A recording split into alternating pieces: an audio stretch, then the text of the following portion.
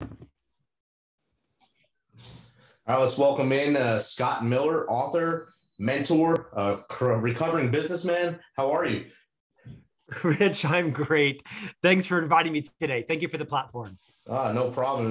I got the offer to have you on. I said I got to jump on this offer and get someone with a great book on mentors and a great outlook on life on here.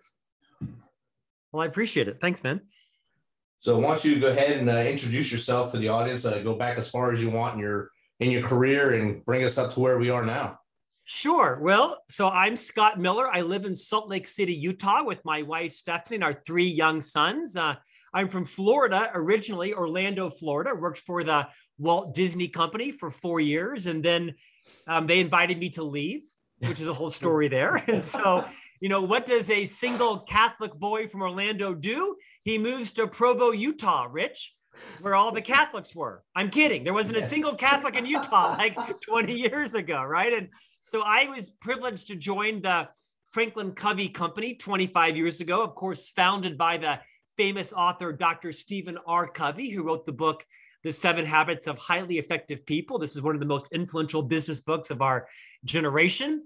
In 25 years with the firm, I became the chief marketing officer, and I now host the world's largest weekly leadership podcast. I write a column for Inc. magazine. I've written a variety of books, including the one today we'll talk about, Master Mentors. I retired from the firm last November, a year ago. I still am an advisor and consultant, but I wanted to go do some things on my own, speak and write, and things that I couldn't do as an officer in a public company. Raising 3 boys in a wild world with my wife, Stephanie, trying to turn them into gentlemen, which is a tough thing to do in 2021, and honored to be here today. Awesome. Well, anything's tough in 2021, and 2020 is like the longest case of Jumanji you ever see for 2 years. It's a 24 levels of Jumanji instead of the usual 12. Well said. So your book, I enjoyed it. General McChrystal's in there, one of my favorite leaders in the military from when I was in. I follow him on LinkedIn. I've been following him ever since he got out. I was still in, and then reading this, I was like, brought all right back to me. How was your interaction with General McChrystal? Oh, I'm a raving fan. I've interviewed him multiple times. We've become friends. I think, like you, I think he's an American hero. I think he's an icon. Of course, fired by President Obama for comments that were made by he and his team to Esquire, but he's gone on to a very remarkable consulting career and speaking career. His interview, he's a gentleman. I wish he'd run for president. I'd vote for him. Hell, I'd work for him. He told me off camera that his wife thinks he'd be a better president than he'd be a better candidate, because he says what's on his mind. Oh, yeah. And that doesn't get you elected president, although it did recently. So I don't know if I agree with him. So anyway, yeah, he is a man, I think, of impeccable character. He's a true patriot. He says something that I'll never forget. He says, as a leader, you tend to only get credit for the things you solve. You don't get credit for the things you prevent. And a whole career in the military of preventing major catastrophes, right? And you only get judged by the things that people see. You don't get judged by the things that people don't see. So as a leader, you have to have a really high level of, self-confidence and not always be in search of the spotlight, because you're only going to get praised or crucified for the things that people see. You don't get any credit for the thousands of catastrophes you prevented, as you know that from being a member of our armed services. So that has sat on me heavily, actually. And that's very true. I was once taught by a leader of mine, you have 30 seconds to make your fame or be infamous. Yeah. So when we were about to go to Kandahar, Afghanistan, he said, a lot of you think you're going to be heroes and get medals, but you only have 30 seconds to make a difference there. And as soon as I landed, I had that 30 seconds. So it was amazing. Rich, you served in the Army? Yes. How many years, sir? 22. Wow. You went to Afghanistan? Yes. Hey, thank you for your service. Thank you for your bravery. Thank you for protecting democracy. Thank you for helping people that you'll never meet again. And I want to tell you, I really honor you. Thank you, sir. No problem. I appreciate it. And that's why I started this podcast to kind of get stories of veterans out there, and then also bring people like you in that would motivate them to do better things as they get out of the military, as they take their boots off and they don't know what to do with themselves. They don't know what to do with their hands anymore once they take their boots off. what do I do? How do I do it? And like your book says, all these mentors and all the tidbits of knowledge that they tell you, and then you were able to put in the book. What was some other parts of the book that resonated with you that said, I have to put this in here? So the book I wrote is called Master Mentors. I highlight 30 people that were on my podcast. I've interviewed hundreds, but I picked 30 that I thought would be interesting and resonate because in many ways, they're all mentors to me. The first one is a man named Nick Vujicic. He's Australian Nick by birth, or rich by birth, and he's American. He lives in Texas, Dallas, Texas. And Nick Vujicic has no arms and no legs.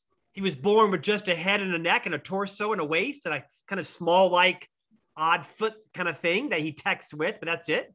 Nick cannot drink a glass of water. He can't eat. He can't scratch his head. He can't dress himself. He can't save himself from a burning building. And he's become a very dear friend of mine.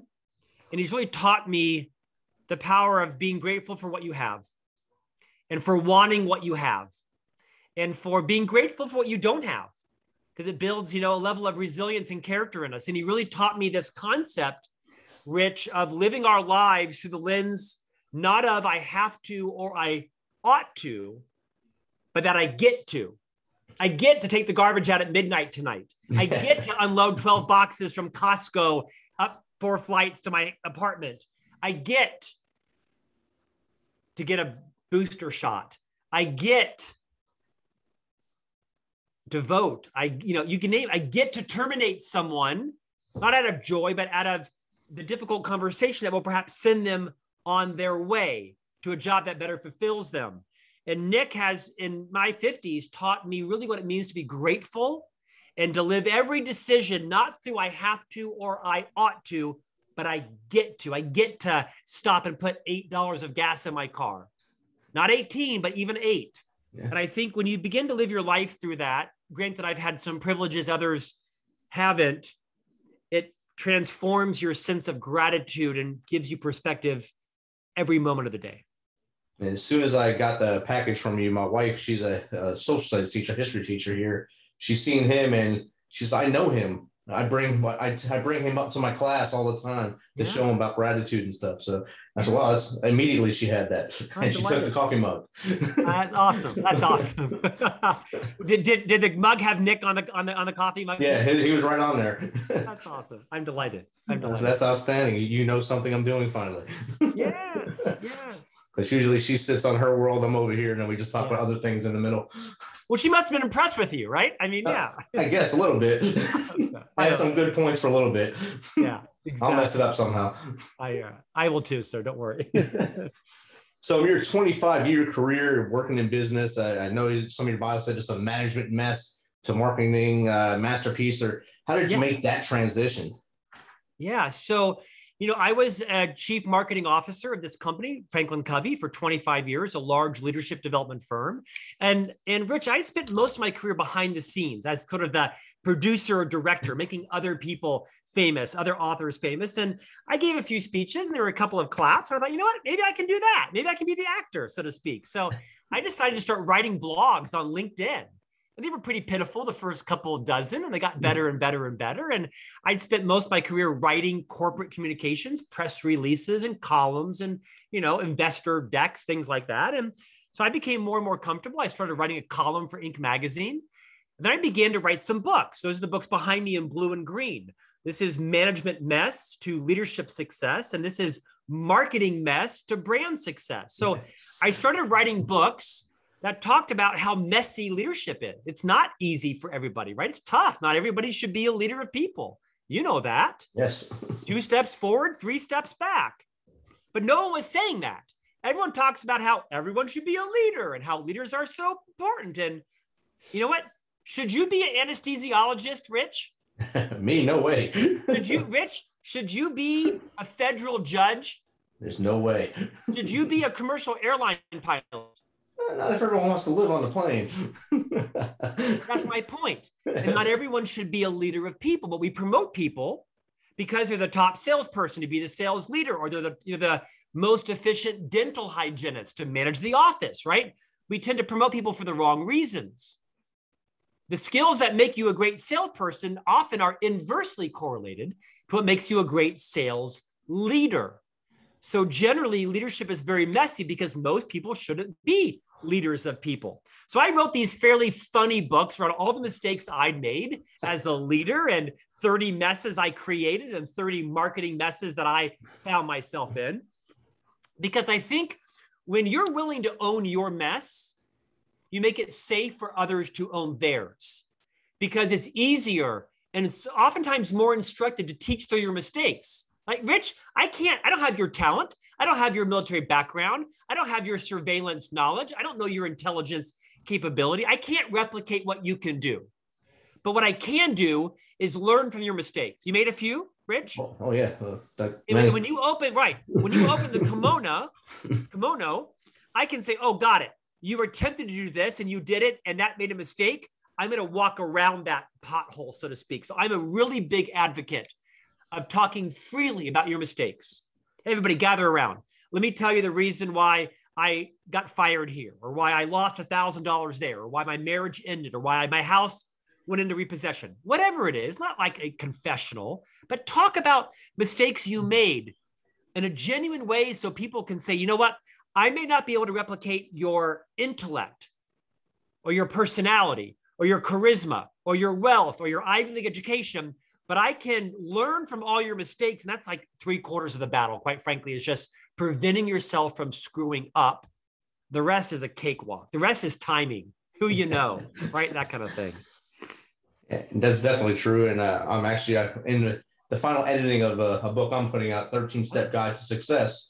And in there, I actually put out what my mistakes in, vague terms, that I was not a really good person in my 20s. I was horrible. And I had to reflect on myself to realize that, to become a better leader as I grew older in the military, especially. So I was just a hard-headed knucklehead from the city who had to do things my way or no way. And then I realized there's other people that know stuff. And you got to use those people around you to make you better. And that's why I grew as a leader. Which is kind of the essence of having a mentor, right? And I think a lot of people think having a mentor means it has to be the mayor, or it has to be a millionaire, or it has to be, no. I have a lot of mentors that don't know I'm alive, right? I've either read their books, or I've seen them on stage, or watched them on TV, and I've learned from their lessons. Mentorship is where someone is wiser than you. They've made the mistakes that you hopefully won't have to make. They also can share with you their successes, but a mentor is someone that you can learn from and adapt their wisdom to your path, what you're trying to get done. So I'll be the first in line to buy your book. Outstanding. Thank you. You got one sold right here, brother. Yes. If I get my wife and daughter to buy one. $3 coming your way. Yeah, $1.50. $1.50. That'd be great. Everyone get a gift on Oprah. So of the people that you've been able to give advice to, how many do you believe took your advice and became better, and some just said, nah, that guy doesn't know what he's doing, like that? Gosh, this may seem arrogant, but I think the vast majority, because I'm really careful when I'm mentoring someone. I'm really deliberate not to try to turn them in to a mini me version, right? A miniature version of Scott or the next Scott. I try not to say, well, I would do it this way. I do my best to understand, what are you trying to accomplish? What are you trying to get done? What are your strengths, your fears, your passions, your weaknesses? What are you excited about? Bagel shop? Never opened one. Florist? Never done it. Pivoting from the military to a corporate career? Never done it. So I think my advice comes in the terms of really asking big questions, right? So what are you struggling with? What are you trying to accomplish? What does that look like to you? What obstacles are you experiencing? And then I take the wisdom, the lessons learned from my journey as a dad, as a spouse, as an officer in a public company, as an entrepreneur, as a speaker, you name it. And then I will try to give insights that make sense to them. I really try to make sure that I'm asking big questions. So if you did this, what would happen? If you did that, what would happen? If you took this approach, sounds like you've been facing this challenge a couple of different times. Let's talk about your self-awareness. How can you get out of that situation, right? So maybe there's some crossover to coaching and even, counseling, of which I'm not an expert on either. Right. But I've made enough mistakes in my 53 years to where I do my best to give wisdom to them that they can apply into their life and not have them replicate well, if I would do this, yeah, but I might have a bigger nest egg in the bank, or I might have a different degree than they do, or I might have, different friends or access. So I try to make sure that my mentoring makes sense in their world with their skills, with their fears. I think as a result, Rich, I got a pretty good hit rate of people going out and doing it. That's outstanding. And that's a good thing to know. The way you just put that is the way I try to approach as well. I don't want them to be me. When I had soldiers, I want them to be better than me. Yeah. I'm making you to be the next leader. I'm going to be done at some point. When I raised my right hand to join, I knew there was an end point. At some point, I was leaving. I was leaving the Army at some point. I had to, no matter if it's my choice or their choice. So you have to step up and be a leader. You do it your way, but learn these lessons I learned so you don't make them same mistakes. Don't step on them same landmines as you go forward. Yeah. And then when I got out, my first 2 years of working in the civilian world was mentoring veterans as they transitioned out. And I did the same approach. What's your why? Yeah. Find your why, and then we can identify ways you can try to maneuver into that. And that learning their stories, how they did it, because I didn't know many of them before they got into the program. And we're still friends, most of us, after I left there. I've been there gone 3 years now. But I learned so much from them. Now I'm learning so much from my podcast from other people. It's amazing. Yeah, I'll bet. Yeah. Thanks again for your service, even after your service. It sounds like that's been really valuable. Yeah, no problem. I have fun doing it. And it's things I learned from my dad was in the military. And I always say he's my biggest mentor, my biggest idol, because our dads teach us things without us even knowing it. So true. As we're little, yeah, whatever, Dad, whatever you say. All right, we got it. Just don't hit me with the belt. Don't take the belt off that quick this time. I'm going to get away. Wait, were we raised in the same house? We were raised in the same house. When you said you were Catholic, I said we got a lot in common. My father was known for suspending me by my neck above the ground. You said what to your mother? What did you say to your Mom would be home first and she'd get angry. Dad come home and the belt would be off without us even knowing it. It's so true. Please don't tell Dad. We won't ever do it again. And don't tell the nuns at school because they'll hit us too. You know what? The good old days, right? Where we were raised to be gentlemen. Yeah, you learned the hard way, but you got it. You got them lessons. Those lessons were taught. Well said. Well said. As I went through life, like you said, some people they never knew you existed. General Powell was one of my biggest idols, biggest mentors in the military. I followed all his career. I tried to get him to come on before he passed, but of course we lost him. Great guy. It would have been great to talk to live, but I always wrote down what he said, and I copied his rules for life. And I said, this is what we got to do in life, do it by rules. Rich, has McChrystal come on your podcast? No, I'd love to have him on. You know what? You send me an email after this phone call, and I'll make an introduction. Outstanding. Awesome. Thank you. You got it, my friend. I'm sure he would be honored to do it.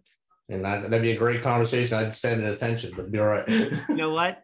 I'm getting chills. If I can make that connection for you, consider it done. Check. I'm right down. All right. You got it. So in your marketing world, like me, I've gone through in 1 year, probably 3 different logos, a ton of equipment trying to get this thing going. What would you tell a nug like myself coming out, how to market myself and build that brand?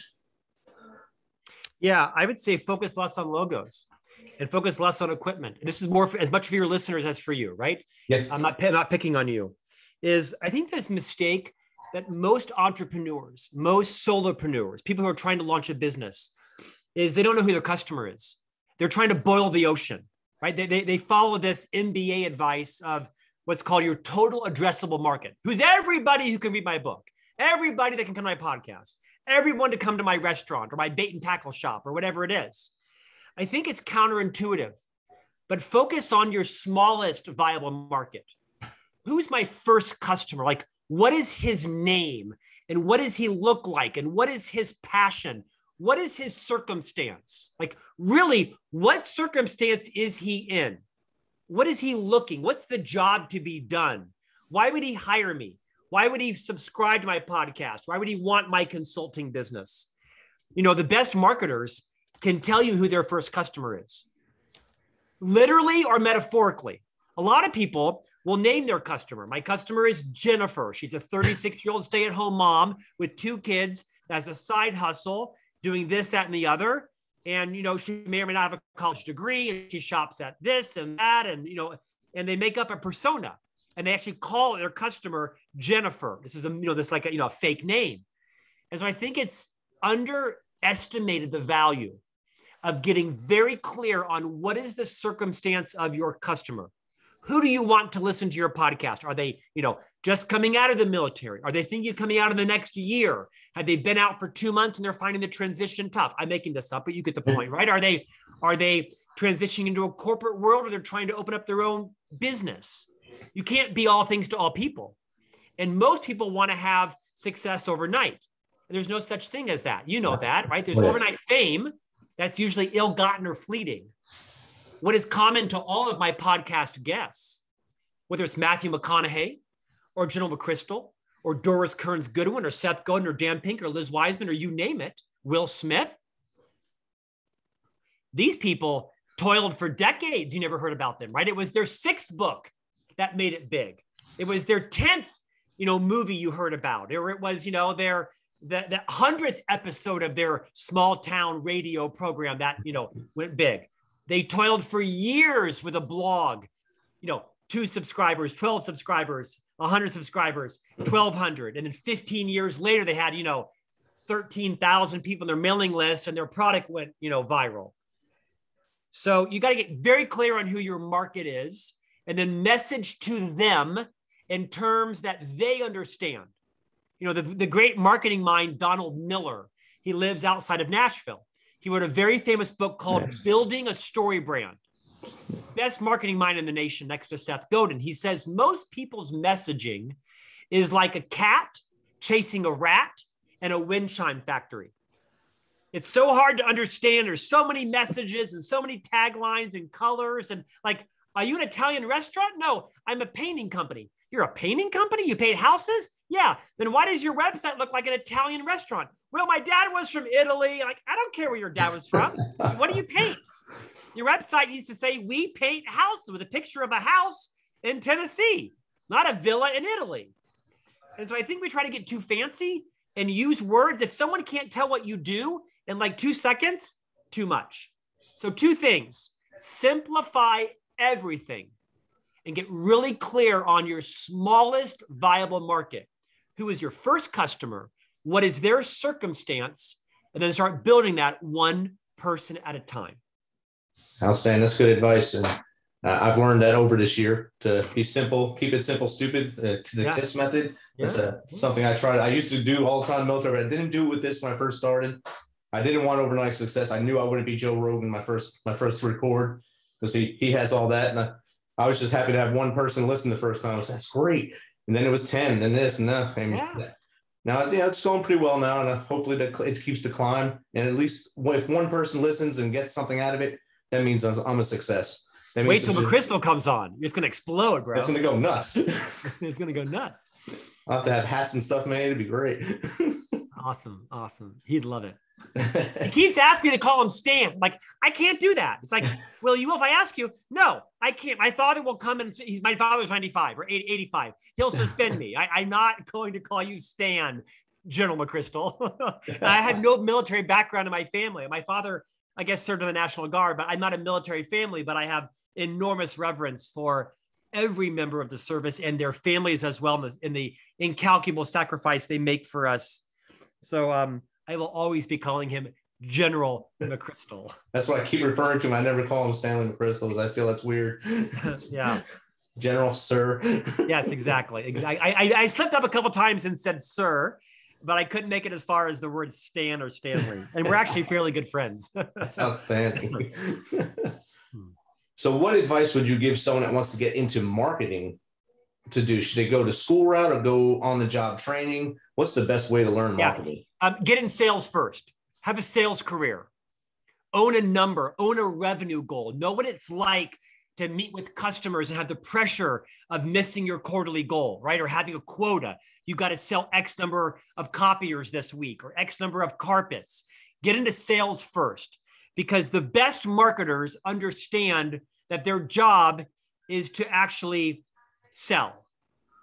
And if you don't like sales, then you'll never make it in marketing, because there's too many marketers that are hiding in marketing because they don't want to be in sales. So I would absolutely say get into sales and know what it's like, because then you'll make sure that all of your marketing strategies and products and investments are there, not to satisfy your creative outlet, but to drive revenue. The only reason marketing exists is to drive revenue, is to solve a customer's problem, is to build profit.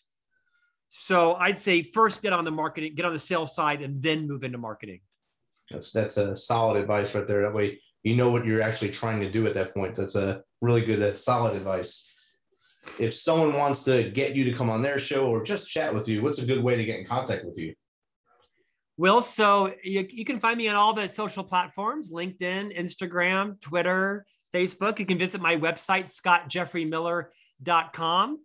That's probably the best way. That's the best way. And then just message it from there. Yeah. Yep. And why don't you hold up your book so they can see it?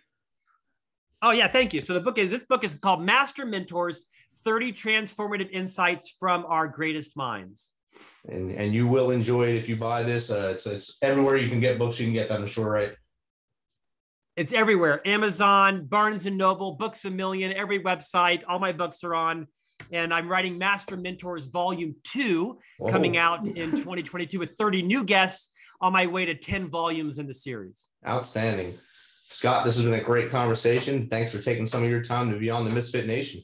Rich, I'm honored, man. Look forward to reviewing the episode with you and General Stanley McChrystal. Outstanding. Awesome. I'll get you set up. Thank you.